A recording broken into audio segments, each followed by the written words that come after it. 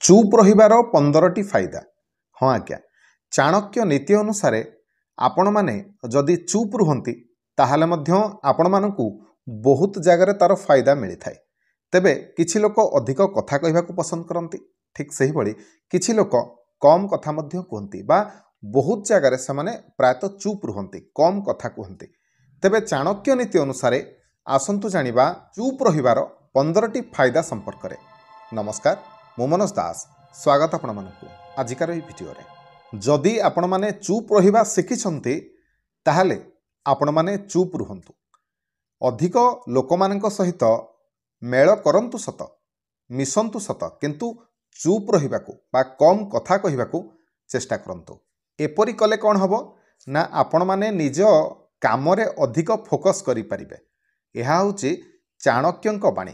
तेबे कम गपिबा द्वारा बा कम कथा कहिबा द्वारा आपण माने जेतबेले भी किछि कहिबे लोक माने ताकू ठीक भाव शुणिबे एवं प्रायत समय से आपणक कथाटी को ग्रहण करिथांती बा आपणक कथा रही थाए। तेणु चुप रहिबा मध्य बहुत समय निहाती भाव जरूरी। तबे ठीक सही परी चुप रहिबा द्वारा आपणकर जहाँ भी किछि सिक्रेट अछि, निजस्व जहाँ भी किछि गुप्त कथा अछि, ताहा बाहर को आसीबार संभावना बहुत कम। चुप रहिबा द्वारा आ गोटे कौन हुए ना आपण अन्य लोकर कथा को ठीक भाव में शुणी पारंती, ठीक भाव में कथाटी को बुझी पारंती एवं जदि आपण अन्य को साहाय्य करिवार समर्थ ताले निश्चिंत भाव में आपण माने ठीक से जदि अन्यर कथाटी शुणिबे ताले निश्चिंत भाव में तार किसी ना किसी साहाय्य आपण माने करि पारिबे।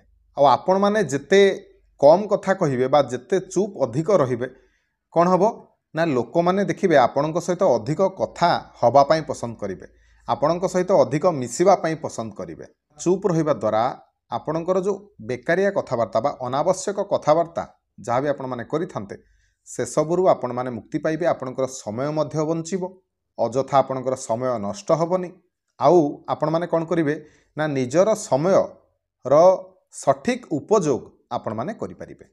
जदि आपण माने चुप रहिबे ताले आ गुटे आपणकर लाभ कोन हबो ना आपणक मुंड को नुआ नुआ सबु आइडिया जुटिबो, नुआ नुआ किछि क्रिएट करिवार आइडिया आपणक मुंड को निहाती भाव में आसीबो।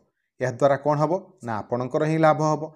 किछिटा समाज को आपण माने नुआ करिकि देखै परिबे, जा द्वारा कि आपणकर ही समाज रे सुनाम सुख्याति बढ़िबो। चुप रहिबा द्वारा आ गुटे कोन हुए ना आपणकर मस्तिष्क शांत रुहे, जा द्वारा कि निजर क्रोध उपरे आपण माने नियंत्रण रखि पारंती बा आपणकर राग मध्य कम आसे आपण मानकु। से भली चुप रहिबा द्वारा चिंता कम हुए, जोथरे को आमे स्वास्थ्य समस्या आमर सेतेटा देखा जाएनी। जदि आपण माने चिंता अधिक करिवे ताले निश्चिंत भाव में आपणकर स्वास्थ्य खराब हबो। जेहेतु आपण माने चुप रहिबे चिंता कम हबो, तेणु स्वास्थ्य जनित समस्या मध्य आपणकर कम हबो।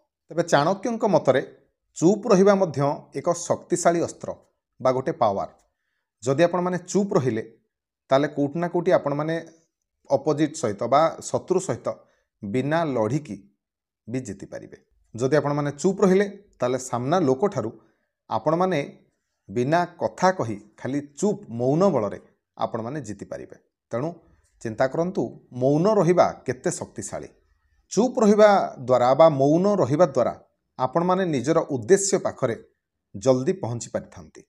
चाणक्यंक मतरे आपण माने जदि चुप रुहंती बा मौन रुहंती ताहले आपण माने निजे मध्य निजको ठीक भाव में बुझी पारिबे जे आपण कोन, आपणक पाखरे केते क्षमता अछि। मौन रहिबा द्वारा आपण माने धैर्यवान होइथांती एवं धीर स्थिर मन चित्तरे आपण माने निजर उद्देश्य निकटरे ठीक भाव में सठिक ढंग रे पहुंची पारिथांती।